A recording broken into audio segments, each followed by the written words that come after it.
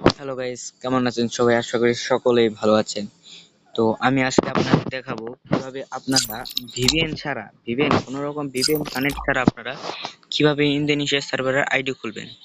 তো Indonesia server ID খোলার জন্য আপনারা প্রথমে সেটিং আইকনে ক্লিক করে দিবেন।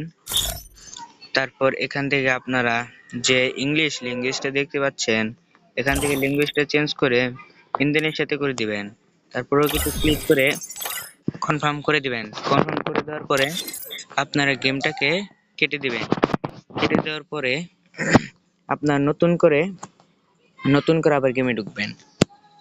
নতুন করে গেমে ঢোকার ফলে আপনাদের কি হবে, আপনাদের যে ল্যাঙ্গুয়েজটা আছে সেই ল্যাঙ্গুয়েজটা চেঞ্জ হয়ে যাবে, যার কারণে আপনাদের গেমটাকে কেটে দিয়ে আবার ঢুকতে হবে। তো গেমটাকে কেটে দিয়ে ঢোকার পরে আপনারা দেখতে পারবেন আপনাদের ল্যাঙ্গুয়েজ পুরোপুরি চেঞ্জ হয়ে গেছে, ইন্দোনেশিয়া সার্ভারের ল্যাঙ্গুয়েজ হয়ে গেছে।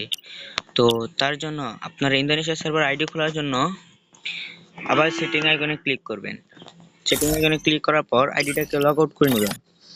লগ আউট করার পর আপনারা যেই অ্যাকাউন্ট দিয়ে জিমেল অথবা ফেসবুক দিয়ে আপনারা ইন্দোনেশিয়া সার্ভার আইডিটা করবেন, তো সেখানে ক্লিক করবেন। আমি জিমেল দিয়ে করবো, তো এই জিমেলে ক্লিক করতেছি। ক্লিক করার পর আপনাদের ফোনে যতগুলো জিমেল আছে সবগুলো এখানে শো করবে। তো আপনারা যে জিমেলটি দিয়ে খুলতে চাই সেই জিমেলটি দিয়ে একটা ক্লিক করে দিব। ক্লিক করে দেওয়ার পর একটু লোডিং নেওয়ার পর জিমেলটি ওপেন হয়ে গেছে। তো আপনার সামনে এরকম একটা ইন্টারফেস শো করবে।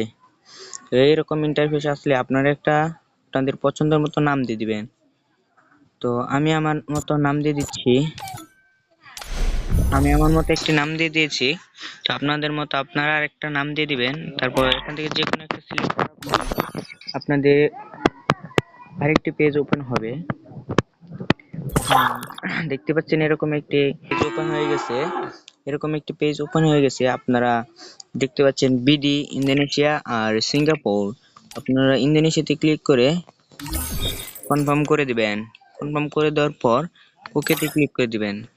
তো আপনাদের সরাসরি সিঙ্গাপুর সার্ভারে অ্যাকাউন্ট খোলা কমপ্লিট। তো এই ছিল আজকের ভিডিও। আশা করি সকলে বুঝতে পারছেন। Tata, bye bye.